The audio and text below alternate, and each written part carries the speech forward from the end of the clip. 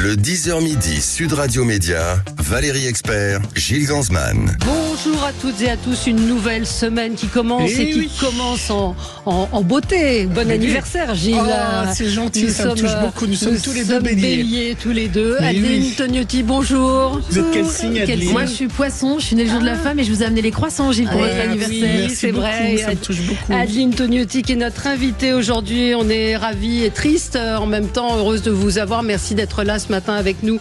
Vous n'êtes pas trop déçus? Je parle pas de vous à vous, Valérie. Oui. Mais vous n'êtes pas trop déçus, Adeline? Bah bien, vous avez été, il faut le dire, éliminé de Danse avec les stars. Au départ, on vous avait invité pour votre livre, et on va en parler, Incandescente pour toujours aux éditions du Rocher. Et vous allez évidemment nous parler de ce livre dans un instant, mais on n'avait pas prévu que vous seriez éliminé de Danse avec les stars. Alors il y a une bonne nouvelle, c'est que le livre est en top des ventes sur Amazon et Fnac, il est numéro 1, etc. Donc ça, je suis très heureuse. Après, la mauvaise nouvelle, c'est que je suis sortie vendredi soir, et c'est vrai que je m'y attendais pas trop, mais voilà, donc mon corps va peut-être pouvoir se reposer parce que j'ai un grand problème à la côte. J'ai été blessée, donc j'ai une articulation qui est... On vous a tapé dessus? Non, pas du tout. Non, heureusement que non. Mais ma côte est sortie pendant au Prime dernier. Merde. Ouais, j'ai vu le médecin, ma côte est sortie de son articulation, donc j'étais en grande souffrance pendant le Prime de vendredi, et ma souffrance s'est ajoutée que j'ai été éliminée. Donc bon, mon corps va pouvoir se reposer, mais c'est sûr que après un Prime si difficile pour moi physiquement, c'est un peu dur d'être éliminé. Mais vous y attendiez pas, parce que des gens très gentils sur Internet dit elle est sortie pour faire la promo de son livre et de son concert. Vous allez être en concert à Bobino, c'est ça? Oui, la semaine prochaine. Ah, pas du tout, Gilles, vous me connaissez. Mon agenda était prêt pour aller jusqu'en finale. J'étais prête à faire les allers-retours. On avait déjà pris tous les billets de train. Oui, j'avais envie d'aller jusqu'au bout. Et moi, j'adore les plannings très chargés. Ouais. Je m'étais dit, on se reposera au mois de mai. Et j'étais prête pour tout embrasser. Je sais que ça aurait été compliqué de tout faire en même temps, mais j'étais prête à tout faire. Vous connaissez mon caractère. Bien sûr, non, donc il n'y a pas eu un deal entre vous et la production. Mais il n'y a aucun deal pour sortir. Ça n'existe pas, ça.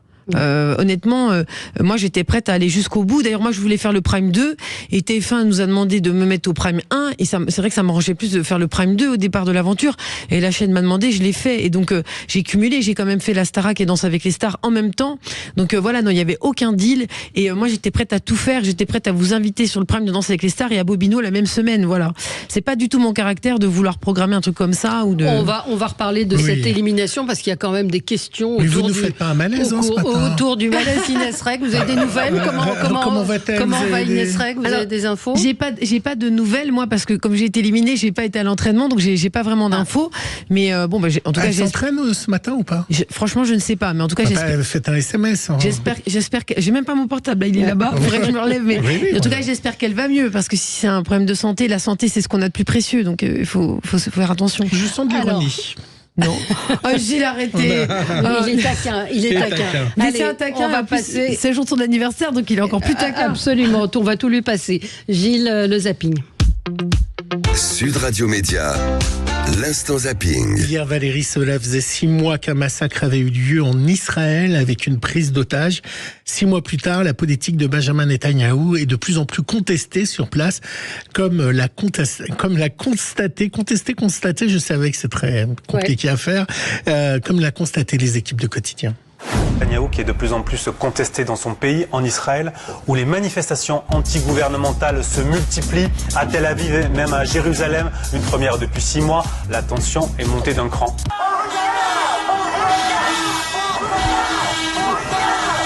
Et dans la foule, ces pancartes: remplacer Netanyahou, sauver les otages, prends une pause et ne reviens jamais, ou encore libérer Israël du gouvernement Netanyahou, tu es le chef, c'est toi le responsable, le classique Bibi Escobar, des slogans qui n'ont pas du tout plu à la télé israélienne pro-Bibi.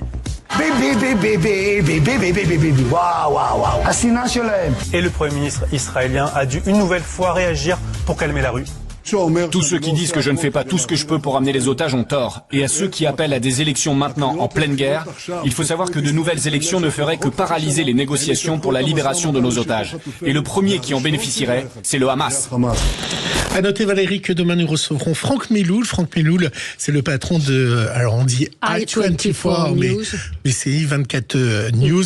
Et il nous racontera un peu ce que lui vit sur place et comment lui, en tant que média, a réagi au 7 octobre. Il sera avec nous demain pour parler de ça. Autre contestation, la une de Charlie Hebdo, où l'on voit des journalistes courir après un crâne au bout d'une corde, comme la carotte qui fait avancer l'âne. Philippe Val, l'ancien directeur de l'hebdomadaire, est revenu sur cette polémique dans C'est à vous.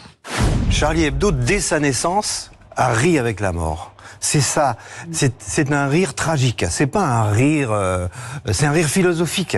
C'est ce qui m'a, sans doute inconsciemment, inconsciemment, oui, attaché très fort à ce journal. J'ai mis longtemps à comprendre, à fréquenter les gens de l'équipe, de la première équipe, à discuter avec eux, enfin avec Cabu et Wolinski notamment, beaucoup. J'ai vu que c'était un principe de rire avec la mort. À la mort de leur meilleur ami, Rézère, ils ont fait une couverture à mourir de rire. Et ils étaient dévastés par le chagrin. Une couverture scandaleuse. Je sais que tout ça, ça vous a choqué qu'on c'est-à-dire que c'est le second degré, quoi. Vous l'avez vu, cette une, Adeline Tognotty? Non, je ne l'ai pas vue encore, mais il va falloir que je regarde. C'était une critique des médias. Alors, effectivement, quand on la prend au premier degré, certains ont été choqués, mais on rappelle que Charlie Hebdo est un journal humoristique. Satirique. Ouais. Satirique. Samedi soir, C8 diffusait Télé, ton univers impitoyable. On pourra en parler avec vous, Adeline. Et Vincent Lagaffe est revenu sur l'arrêt précipité du Big Deal par Patrick Lelay. Alors, à l'époque, pour lui, il avait un peu la grosse tête. Il était un peu une tête de con, c'est ce qu'il a raconté. Je pense qu'il m'a fait un peu payer mon comportement pendant les 5-6 années. C'est vrai que chaque fois qu'on me proposait quelque chose, je disais non. Chaque fois qu'on m'invitait, je disais non. On me demandait de participer aux arbres de Noël, j'y allais pas. On me demandait de faire les conférences de début de saison, je disais mais ça m'emmerde. Voilà. C'est vrai que ça, j'étais un peu payé. J'assurais le service, mais pas le service après-vente. Et donc le LEM l'a fait payer, je pense, et il a bien fait parce que mon comportement, je pense qu'il n'était pas professionnel.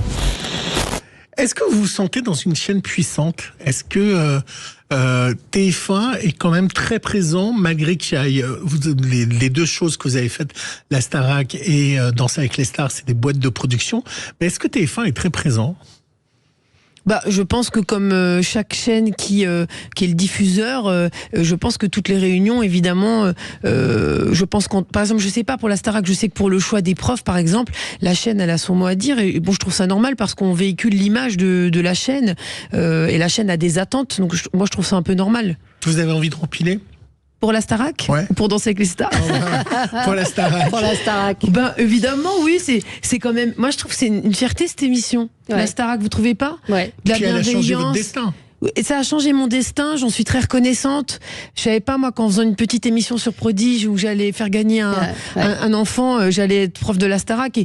Moi, je trouve que j'ai une belle mission parce que je donne du savoir, je donne de l'artistique, je donne de l'humain dans le salon des gens, dans les hôpitaux. Ça va, en fait, ma parole va partout. Ouais. Donc, moi, je suis fière de cette émission. Et puis je fais des trucs, moi, je trouve que je fais des trucs sympas. Bon, maintenant, si je dois rempiler, il paraît que c'est assez tôt, là. Donc, il va falloir que je me mette au travail, Gilles, et que je trouve plein de vocalises et que je refasse un nouveau menu parce que moi j'aime bien me renouveler, j'aime pas du tout me reposer sur mes acquis. Peut-être je leur ferai faire un petit tcha-tcha. L'année dernière, ils vous ont prévenu quand? Attendez, j'essaie de me rappeler. Je crois que ça a été en pourparlers. Alors j'essaie de me souvenir, je pense en avril ou quelque chose comme ça. Ah, ça va pas tarder. Ah on va voir. On va voir si on m'appelle. À suivre. La société OpenAI, vous savez, Valérie, qui fait ChatGPT, l'intelligence artificielle. Exactement, a présenté vendredi The Voice Engine. Alors, c'est un nouveau logiciel pour cloner les voix. Alors, avant, on avait besoin d'avoir une empreinte très longue de votre voix pour pouvoir la cloner. Maintenant, 10 secondes de votre voix suffit pour la cloner tout de suite et cloner n'importe quelle voix. Vous imaginez, on peut cloner la voix de Aya Nakamura pour qu'elle chante bien et du Edith Piaf. Ou bien, alors moi j'ai retrouvé quelque chose qui s'était fait il y a 1 an et déjà la technologie était très forte. Ils avaient pris Johnny Hallyday, la voix de Johnny Hallyday, pour lui faire chanter le générique de Pokémon. Ça donne ça. Un jour je serai le meilleur dresseur. Incroyable. Je fleuve son épi. C'est incroyable. Ouais. Je ferai tout pour être vainqueur et gagner les défis. Ça fait peur, Je parcourais la terre entière. C'est incroyable. C'est incroyable. Je pense que la voix, de plus pouvoir se fier à une voix, ça va être terrible quand même. Hein. Même pour les médias, tout ça, on peut faire parler n'importe qui, même avec la haie, on peut... C'est ce que nous a raconté Élise Lucet la semaine dernière. Elle et d'autres journalistes et personnalités ont eu leur visage et leur voix clonés pour vendre des produits financiers, voilà. c'est ça. Et puis la vraie peur, c'est dans le doublage, parce que vous pouvez cloner la vraie voix de Tom Cruise, le faire parler en français, et du coup, c'est Tom Cruise qui joue en français dans son film, et il n'y a plus besoin de doubleur. Non, mais moi je trouve que là, ça va très loin, on se rend pas compte. Hein. Par exemple, pour Kate Middleton, ils ont dit que la vidéo, c'était la IA, etc. On rentre dans un truc très complotiste, on sait plus trop. Absolument. Et nous, on va être au chômage, Gilles, hein, parce que on va cloner votre voix, on va cloner, même pour vous n'aurez même plus besoin de chanter. Mais pour faire les cours à la Starac, ils en sont pas encore là. Adeline Tognetti est notre invitée. On va parler. Ah bah vous n'avez pas fini, je croyais que c'est votre musique. On peut finir, allez, on finit là-dessus. C'est quoi votre musique? Non, c'était Judith Pietri qui revenait avec son dernier tube, Lève-toi. Allez. Donc, allez, pour finir. Lève-toi et danse avec la vie. L'écho de ta voix sans musique est venu jusqu'à moi. Oui, c'était dans mon lancement à Capella. Lève-toi, tes enfants ont grandi. En donnant la vie, je serai comme toi. Bravo. Mais non, mais... C'était dans C'est à vous. Ah oui, d'accord, c'est pas l'album parce que. Mais non, je demande à la spécialiste. Mais non, j'ai dit son nouveau tube, c'était ironique parce qu'elle chante que Lève-toi depuis 30 ans. Oui, mais Gilles, arrêtez d'être toujours. C'était sarcastique. Vous êtes une intelligence artificielle à vous tout seul. C'était sarcastique. Là, il va avoir du boulot si elle doit cloner Gilles. Il va falloir être aussi brillant là. Vous en pensez quoi? Qu'est-ce qu'elle a chanté, c'était bien, c'était placé, c'est placé, mais c'est sûr que sans la musique, c'est étrange. Moi, je l'ai jamais entendu a cappella, donc ce qu'on aime, c'est toute l'instru derrière pour le groove. Ouais, pour que ça la puissance. Allez, Adeline Tognetti est notre invitée. On va d'abord parler de votre livre, Incandescente pour toujours, et puis à 10h30, on parlera de la Starac avec vous. Merci, à tout de suite. Le 10h midi, Sud Radio Média. Valérie Expert, Gilles Gansman. Sud Radio Média, l'invité du jour. L'invité du jour, on peut le dire, hein, Gilles. C'est notre chouchou, voilà. Oui. Adeline Tognetti, bonjour, coucou. Merci d'être avec nous. Incandescente pour toujours, c'est votre autobiographie qui paraît aux éditions du Rocher. Alors on peut se dire, elle est jeune, une autobiographie, elle se la raconte. Non, elle se la raconte pas. Elle a eu une vie de dingue, Adeline Tognetti, une vie pas facile. Vous êtes une rescapée, une survivante, on peut le dire comme ça. C'est un livre coup de poing, un livre fort, Incandescente pour toujours, avec vos cheveux roux incandescents, et vous avez voulu raconter et partager cette vie pas ordinaire que vous avez eue. Il y a eu cet incendie avec vos cordes vocales, il y a eu ce compagnon qui vous a battu. Et ça, c'est le message principal que vous voulez faire passer aujourd'hui. C'est un message de combat. Incandescente pour toujours, ça veut dire ne jamais s'éteindre, en fait, pour toujours, se promettre de ne jamais se laisser éteindre. En fait, je considère qu'il faut toujours se battre. En fait, tant qu'on nous a pas fermé les yeux et qu'on respire encore, il faut se battre. On est fait pour se battre. Et en fait, j'ai envie que ce soit un ouvrage pour inspirer, et j'ai envie de me servir de cette douche de lumière que j'ai depuis un moment, qui m'a permis de venir chez vous plusieurs fois. D'ailleurs, je vous remercie à cette occasion. J'ai envie de me servir de cette douche de lumière pour aider à transformer la société, pour aider des personnes. Et je me dis que si ma prise de parole sauve une victime, ma peine valait d'être endurée. Et il y a plusieurs peines dans ce livre dont je raconte, mais il y a aussi des choses très très drôles. Oui, il y a des choses très drôles parce que vous avez évidemment, et vous êtes assez drôle et d'une nature énergique. On vous retrouve dans Danse avec les stars, évidemment. Moi, c'est ça en fait. Ouais. C'est ce décalage entre la femme battue et votre tempérament, ce qu'on voit à l'école. Vous êtes coach, c'est-à-dire vous donnez des ordres à des élèves, vous faites respecter. Et à côté de ça, on a du mal à imaginer que vous êtes une femme battue. Comment vous expliquez ce contraste? Ce contraste, c'est que je pense que le seul crime que j'ai fait, c'est d'avoir aimé quelqu'un, et que quand cette personne a dépassé les limites et qu'elle a commencé à être violente ou à avoir un comportement pas tolérable, en fait, j'ai essayé de le comprendre au lieu de m'en aller. J'ai essayé de l'aider au lieu de m'en aller. Ce que font beaucoup de femmes victimes de violences conjugales. Faut se dire une chose, c'est quand on est battu, en fait, on sait que c'est c'est pas normal et on a envie de partir. Simplement, cette personne-là est nos limites et quand vous voulez partir, elle vous menace de vous tuer. Et quand vous n'avez plus envie de vivre et qu'il voit que vous n'avez plus envie de vivre, qu'est-ce qu'elle fait cette personne ? Eh ben, elle menace carrément de tuer votre famille. Ouais. On est dans de la peur, on sait. Et quand on essaie de partir, qu'on fait un pas vers l'extérieur, il va doubler la mise et vous frappez 2 fois plus. Et on vit dans la peur, dans l'angoisse. Et ces personnes-là soufflent le chaud, les froids. Non seulement elles sont imprévisibles, mais elles sont nos limites. Et donc on ne sait pas jusqu'où ça va aller. Et là, on s'est pris un bleu, on en aura 3 fois plus après. Ouais. Et on ne sait plus comment faire pour partir. Donc le message, c'est de partir au premier coup, ce qui n'est pas toujours facile. En fait, pour que l'amour, quand on aime quelqu'un, il faut faire gare, il faut faire attention, je ne sais pas comment l'expliquer, mais à ne pas trop excuser des choses. Vous voyez ce que je veux dire ? C'est-à-dire, si on aime quelqu'un, c'est dur pour moi de trouver les mots, mais quand on aime quelqu'un, il faut pas que cet amour excuse des comportements qui pourraient s'avérer être qui sortent un peu de ce qui est tolérable. Quel est le premier signe auquel vous n'avez pas fait attention et vous auriez dû partir ? C'est un petit mélange de plusieurs choses, je dirais des petits signes, parce que c'est vraiment petit début de possession, un peu de jalousie et de rabaissement. Il y a un mélange comme ça. Et puis après, à ces réflexions où on vous rabaisse, où on est jaloux, vont s'ajouter des moments un petit peu où lui il se fait passer pour quelqu'un de désespéré ou quelqu'un qui va mal. Il joue souvent la victime. Et après, les violences physiques vont aller avec ça, mais au début, ce seront des petites violences physiques, des petits gestes de la brutalité, et qui va se transformer après avec des gifles, etc. Et en fait, ils soufflent vraiment le chaud et le froid. Et quand on leur dit que c'est pas normal ce qu'ils ont fait, souvent ils vont dire que eux vont mal et qu'il faut qu'on les pardonne. Et donc on rentre dans un truc où l'amour devient un objet en fait de chantage. Et on a l'impression que ce sont des victimes et qu'il faut pas les laisser tomber parce qu'elles vont mal. Et ils appellent au secours. Vous voyez, ils frappent et après ils disent non, me laisse pas parce que moi je vais mal. Et ils inversent les rôles d'une manière incessante. Et je vais vous dire une chose. Pourquoi incandescente ? Je vais vous expliquer ça. Quand il fait jour, vous entendez un bruit, Valérie. Vous n'avez pas peur de ce bruit. Ou alors il faudrait vraiment que ce soit un bruit de bombe ou quelque chose comme ça. Quand on vous éteint la lumière, vous avez peur du bruit. Ces gens-là, ils vous éteignent la lumière. Ils vous font perdre le sens de la réalité. Par la peur, et la peur nous angoisse, et voilà, et de toute façon, à la peur s'ajoutent des vrais gestes de violence. Donc on sait on sent dans le regard qu'il peut nous tuer, en fait. On le sent. Alors le livre, c'est un livre émouvant, je l'ai dit, un livre coup de poing, mais c'est aussi votre parcours, cet amour de la musique que vous a transmis votre père en particulier, et puis Freddie Mercury. Enfin, c'est écrit en plus d'une manière très vive, comme vous êtes. En fait, on vous entend quand on lit le livre, on vous entend. Ça me fait plaisir que vous m'entendiez quand vous le lisez. Oui, on vous entend parce qu'il y a plein de phrases en anglais, que vous avez beaucoup de mots en anglais dans ce que vous dites, mais il y a tout ce parcours-là, cette passion pour la musique, pour le chant, cette détermination que vous avez à y arriver aussi, parce que vous avez une personnalité de fonceuse et de gagnante.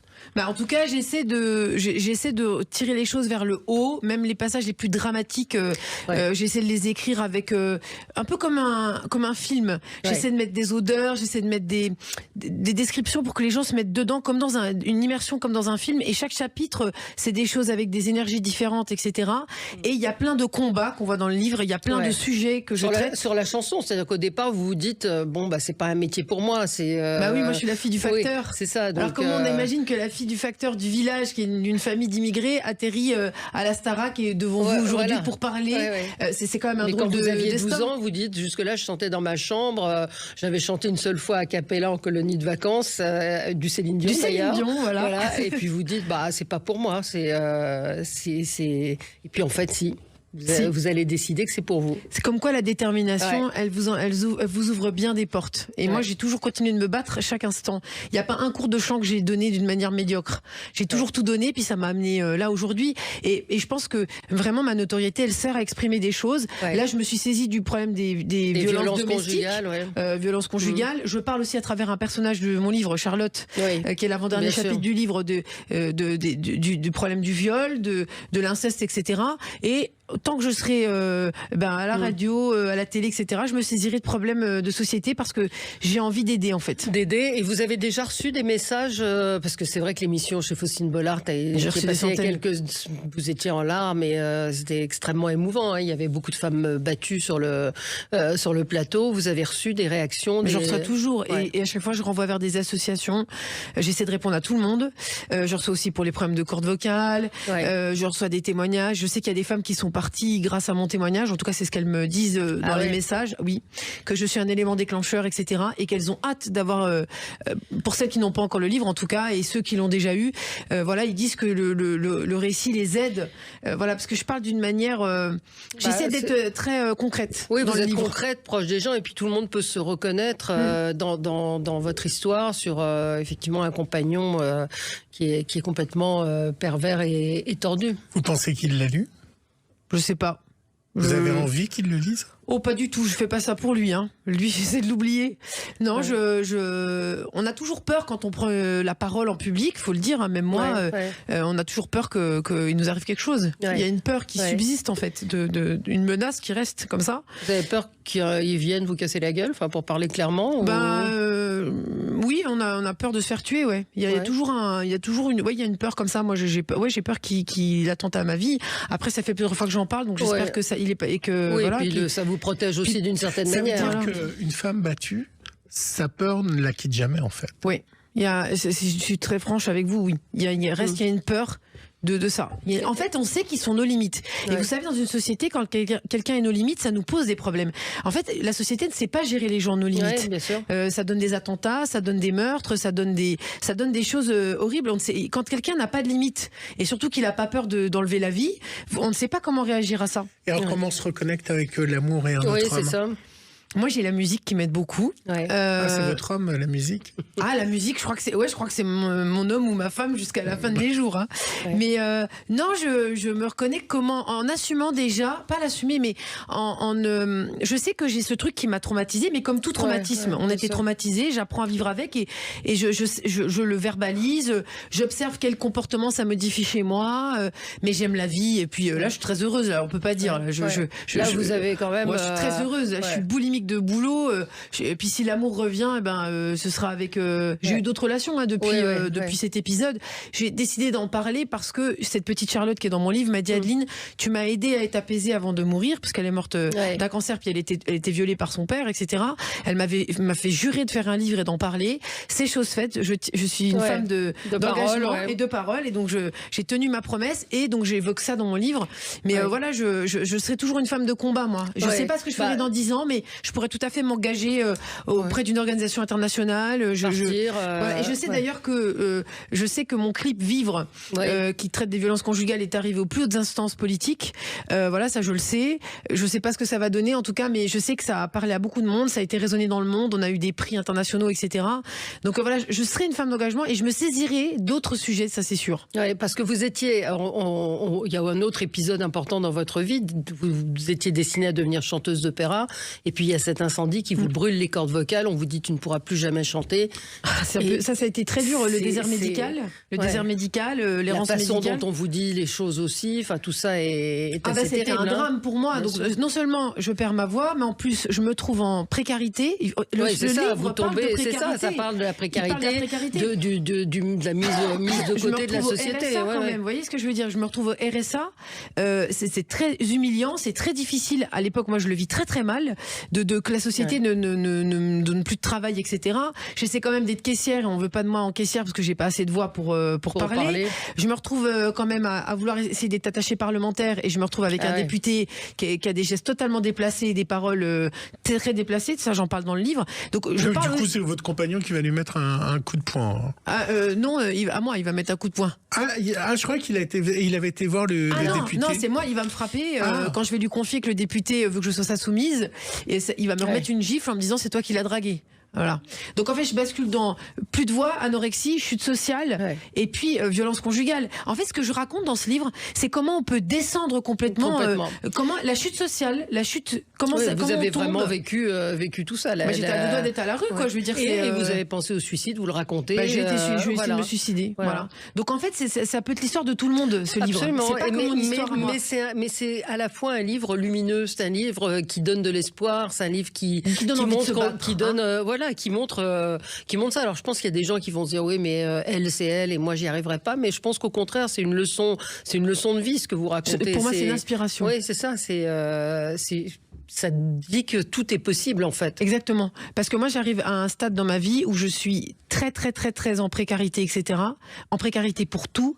Et finalement, le très haut, ou je ne sais qui, va m'envoyer des mains tendues, des petites mains tendues qui vont me sortir du truc. Et si je prends cette main, je vais m'extirper. Ça va mettre longtemps, mais ça va me ramener ici devant vous. Et c'est ça que moi, je veux dire aux gens. On s'en fout que c'est une histoire de cordes vocales. On s'en fiche que le nom de mon ex-compagnon. Ouais. On s'en fout de tout ça. En fait, ce que ça montre, c'est que quand la vie vous met plein de coups, en fait, on peut remonter quand même. Et c'est ça, moi, que je fais dans ce livre, ce que je raconte. Et vous avez dit ça à Natacha Saint-Pierre, quand on te met des coups, tu t'inquiètes pas, on va t'attraper. Vous avez dansé vendredi. Non, vas-y. Vous avez dansé vendredi avec elle, ça veut dire que vous avez vous avez pris parti pour Natacha Saint-Pierre. Moi, je les aime les deux. Je ne prends pas parti. C'est la langue de bois, ça. Non, Gilles, vous me connaissez. Moi, je suis une grande altruiste. Enfin, voyons. Ouais. Et je suis une grande aidante. Donc, moi, j'essaie plutôt de faire pour que les choses aillent mieux. Je suis plutôt dans ce truc-là, de remettre de la bonne énergie, de Hey woman, on a envie de dire Hey woman, you feel that, you feel happy. On va changer la vocalise. Allez, on va marquer une pause et on se retrouve dans un instant avec vous, Adeline Tognotti. À tout de suite. Sud Radio. Le supplément média. Le supplément média, toujours avec Adeline Tognotti. On va parler avec vous de Danse avec les stars, de votre élimination vendredi soir, c'était. Vendredi soir. Et juste pour vous dire qu'il y a beaucoup des auditrices qui se sentent concernées par votre livre et qui disent que vous devriez aller dans les écoles pour en parler, pour effectivement sensibiliser peut-être les plus jeunes. Alors c'est compliqué, on parle de beaucoup de choses dans les écoles, mais en tout cas de parler, c'est déjà un grand pas. Oui, puis on pourrait dire à TF1 que ça pourrait être un bon téléfilm aussi. Ça marcherait, votre histoire, une bonne fiction. Pour ceux qui ont lu le livre, ils verront que... vous avez une vie tellement incroyable, mais bon, on l'a déjà évoqué. J'ai une plume un peu cinématographique. J'écris un peu avec des odeurs, des détails, etc. J'aime beaucoup. C'est bien, c'est très modeste. Oui. Non, mais... J'ai une plume formidable. Non, j'ai pas dit formidable. Je vous taquine. Arrêtez, Adeline, on va parler j'écris comme si je voyais un film, en fait. Je sais pas comment c'est comme ça. Je vois des images, en fait, en écrivant. On vous a vu samedi, on vous a vu vendredi soir, décidément. Vous confondez avec la Starac. Voilà, avec la Starac. Je mélange les deux. On vous a vu vendredi soir. Vous avez été éliminé dans des conditions un peu étranges, s'il en est. Mais moi, j'ai des infos parce que j'avais un ami qui était dans le public, donc ça tombait bien. Non. Alors, qu'est-ce qui s'est passé? Est-ce qu'Inès Reg a fait un malaise, donc elle n'a pas été dans la zone rouge, elle n'a pas pu participer aux éliminations. Deux choses bizarres. La première chose, c'est que en effet, Inès Reg est partie d'un seul coup comme un seul homme, pas du tout quelqu'un qui faisait un malaise vagal, mais quelqu'un qui voulait fuir. Ça, c'est un peu ce qu'ont observé les gens. Non, mais c'est un peu ce qu'ont observé les gens. Non, mais elle s'est pas allongée. Vous êtes d'accord? Non, elle n'est pas tombée évanouie sur le parquet. Elle est sortie. Ça, c'est vrai, elle est sortie, bien sûr. Et la deuxième chose, c'est que juste avant, en fait, parce qu'il faut juste expliquer aux auditeurs qu'il y a un décalage. C'est en direct, mais il y a 20 minutes, c'est en faux direct, il y a 20 minutes de décalage. C'est obligatoire, je crois que c'est une loi à cause des attentats. Oui, s'il y avait un attentat en direct. Et moi, l'info que j'ai, vous me direz si mon info est bonne ou pas. En fait, donc, les deux équipes ont été ex-aequo avec 22 points, je crois, ou 21 points. Moi, j'ai fait un trauma, j'ai presque un trou de mémoire. Et donc, elles sont ex-aequo. Donc, en cas d'égalité, donc il y avait une égalité entre l'équipe d'Inès Reg et l'équipe, parce que c'était en team de Adeline. Et là, c'est le jury qui décide. Et il s'est passé un truc incroyable sur le plateau, c'est qu'il y a eu une coupure technique de plus de 10-12 minutes où ça a beaucoup parlé. Et d'habitude, il n'y a jamais de coupure. Vous me confirmez qu'il y a eu une coupure avant la décision? Alors, moi, je suis un peu embuée parce que c'est vrai que j'étais très stressée en fait, j'avais peur d'être éliminée quand je me suis retrouvée assise sur ce fauteuil. C'est stressant parce qu'on se dit, je suis sur le fauteuil. Me voilà en train de parler avec Anthony Colette en se disant, oh là là, on est sur le fauteuil, ça craint, etc. Et Anthony me dit, oui, mais toi, t'as un bon niveau, etc. Si c'est quelqu'un d'autre qui est moins bon, ça va se juger au niveau, etc. Donc, et là, le stress monte et donc mon partenaire me dit, viens, on va répéter notre face à face. Donc, il y a une coupure qui intervient et donc tout d'un coup, et donc on nous dit que c'est une coupure technique. Et moi, je commence à danser avec Adrien parce que je commence à stresser. Je me dis, oh là là, ça sent mauvais pour moi. Je suis sur le fauteuil, il faut répéter ma choré. Il faut dire que le face-à-face, on l'avait pas beaucoup répété parce que moi, j'avais bien bossé mon jive. Je pensais pas du tout, avec Natacha m'a dit qu'elle allait bosser à fond, on était dans la même équipe. On s'est jamais dit qu'on irait en zone rouge. Et surtout les directs que vous avez fait, c'est la première fois qu'il y avait une coupure. Ah oui. Première fois qu'il y a eu une coupure. Ça c'est vrai que. Mais après, des fois, il y a des problèmes techniques. Donc vous avez dit c'est un problème technique. Oui, c'est ce que. La régie, on a demandé, puis nous a dit ah oui, apparemment il y a un problème technique, je sais pas. Problème technique, mais qui correspondait au départ d'Inès Reg. Ah ben ça c'est la déduction que vous faites, Valérie. Mais en tout cas, moi, le problème c'est que quand nous il y a un truc comme ça, comme la coupure est arrivée, on nous dit tu peux pas quitter le plateau parce que ça va peut-être repartir dans 30 secondes. Donc moi, je suis restée sur mon fauteuil et j'ai dansé dans la haute site. Là, vous savez, une petite boule comme ça, et on a dansé, on s'est préparé, puis on parlait avec Anthony Colette, parce que moi je commençais à avoir très peur. Je me dis oh là là, je vais peut-être sortir. J'ai eu un sentiment. Je me dis oh là là, voilà. Est-ce que vous pensez que c'est injuste? Voilà, j'allais poser la même question. On est connectés comme d'habitude. Est-ce que vous ressentez une forme d'injustice? C'est un jeu, donc on sait qu'on peut sortir n'importe quand. Moi je me rappelle de Masked Singer, je suis sortie alors que bon, je chante dans Maman chanter c'est mon métier. Je suis sortie assez vite. Et puis il y avait Nico Capone qui a été en finale, le chameau, et que lui n'est pas chanteur. Donc dans les jeux, on sait toujours qu'il y a une part de public, de notoriété, etc., etc. Après, moi, par rapport au fait, ce qui était dur pour moi, c'est que j'ai passé le prime avec, j'avais très mal, j'avais beaucoup de mal à respirer parce que j'avais la côte qui était déplacée. Je m'étais donné à fond et je pouvais pas imaginer que j'allais sortir à ce moment-là. Mais on est d'accord que le malaise d'Inès Reg a changé la donne.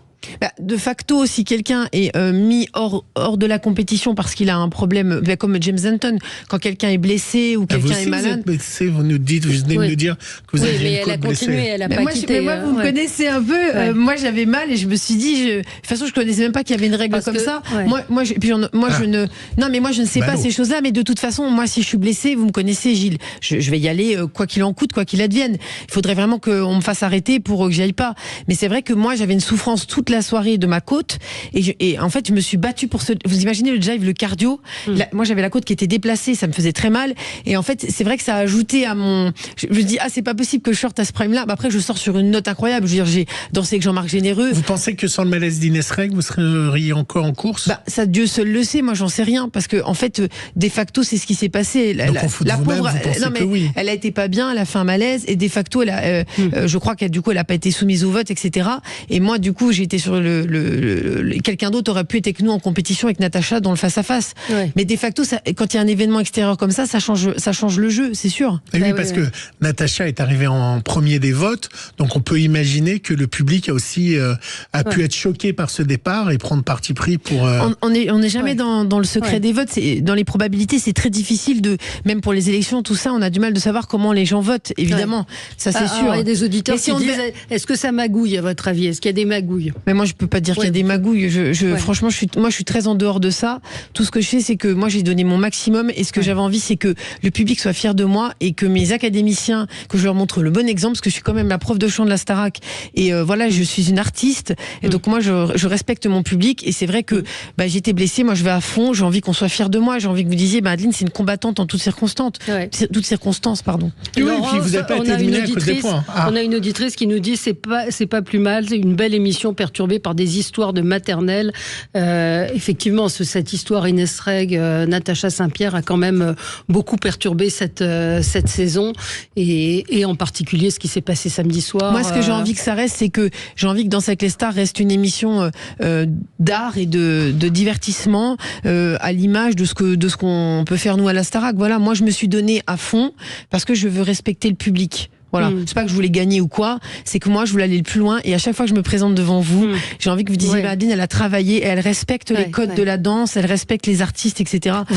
Vous êtes dans quel état d'esprit ce matin, donc 3 jours après l'élimination? J'ai un tout petit peu de tristesse. Oui, parce que c'était dur là, j'ai passé une semaine très difficile avec ma côte qui était vraiment, j'avais très très mal pour le jive. Donc évidemment, quand on se donne comme ça, on a envie de continuer et les copains ils sont au studio ce matin et puis moi j'y suis pas. pas. Mais bon, moi. Vous avez reçu des messages? Oui, j'ai Roman qui m'a envoyé un audio ce matin. J'ai Diane Lair qui m'a contacté. J'ai Nico Capone qui m'a mis un message. J'ai reçu des. Claudia Tagbo aussi. Et Claudia Tagbo aussi, qui m'a dit ma chérie, machin. Christina m'a écrit, Caroline. Voilà, j'ai reçu beaucoup de messages et vraiment c'est gentil et j'apprécie beaucoup. Caroline Marjorie Don, bien sûr, qui m'a dit ma chérie, on se revoit à la finale, etc. Non, je suis très soutenue. Puis voilà, maintenant je vais me consacrer à fond à ma tournée. Puis il faut que je remette ma côte pour vous faire des belles. Bien sûr, un beau spectacle à Bobino le 16 avril pour ceux qui veulent venir. Votre avis sur la finale, demande Stéphane. Qui peut gagner? Qui doit gagner? Est-ce que vous avez un chouchou, un favori ou une favorite? Moi, je pense que je sais que tout le monde travaille beaucoup, donc voilà, j'ai envie de dire, c'est difficile de dire qui va gagner. Très franchement, moi, je suis pour Keyona en fait, parce que oui, je vais vous dire pourquoi. C'est pas une histoire de drag queen, c'est une histoire que je trouve que le travail de Maxime de Rémez de danser avec quelqu'un qui est aussi grand et aussi ou grande ou aussi puissant est 10 fois plus compliqué que danser avec une femme ou pas. Je trouve que les chorégraphies qu'il fait avec quelqu'un qui fait 1m80 et qui est élancé, qui a pas la même constitution qu'une femme, je trouve que c'est très fort. Et ce qui est intéressant, c'est que Keyona, du coup, elle vit un peu ce que nous on vit, parce qu'en danse de salon, quand on est en cadre, nous on a toujours la tête en arrière et on a très très mal, on a des grandes douleurs physiques parce que la femme a une forme de corps qui fait très mal au corps en fait. Le garçon est droit, mais nous on est toujours de côté. Et donc j'en parlais avec Keyona qui me disait, oh là là, quand on a le rôle de la femme, ça fait mal en fait au corps. On est vraiment de travers, on a des problèmes cervicales, etc. Ce qui n'est pas le cas du garçon. Et donc Maxime, faut dire que c'est une Ferrari, quoi. Ouais. C'est une Ferrari. Moi je trouve qu'il est. Et vous aviez une 2 chevaux? Oh, mais Gilles, pourquoi vous êtes piquant comme ça? Non, mais Maxime est un champion. C'est un champion. Et puis, pour moi, c'est quelqu'un qui a gagné des compétitions, qui est très. C'est un vrai champion. Et puis, Maxime, il a un grand respect pour les autres artistes, etc. Moi, je sais qu'il admire que tout le travail que je fais à l'opéra, etc. Avec Maxime, on se reconnaît dans le côté des maestros, etc. C'est un puriste, on va dire. Et pour finir, une question auquel vous n'allez pas me répondre, mais que tout le monde se pose, je vais vous en poser 2. Vous pensez qu'Inès Reg, c'est un vrai malaise ou pas? Moi je pense que ça doit être un vrai malaise, j'imagine. Pourquoi ce serait pas un vrai malaise, Gilles? Elle est bienveillante. Parce que la question se posait. Et deuxième question, vous trouvez que dans l'émission, ils auraient dû parler de cet affrontement, parce qu'il n'existe pas dans l'émission, il existe en dehors. Si, ils en ont parlé parce que Camille a dit que c'était Wistérialène.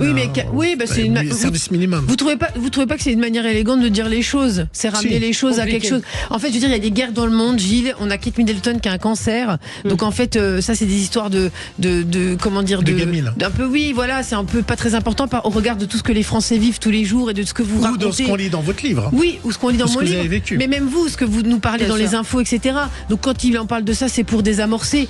C'est dur de désamorcer quand ça prend une telle ampleur médiatique. Vous trouvez pas? Merci Adeline Tognotti. On vous retrouve à Bobino le 16 avril. Il va y avoir du monde. Ce qu'on se disait hors antenne, vous avez un public très large, des jeunes, Bobino des et moins les jeunes. Sables d'Olonne 2 jours après. Il y aura de la guitare, il y aura de l'énergie. Je vous invite. Allez, filez chez le kiné.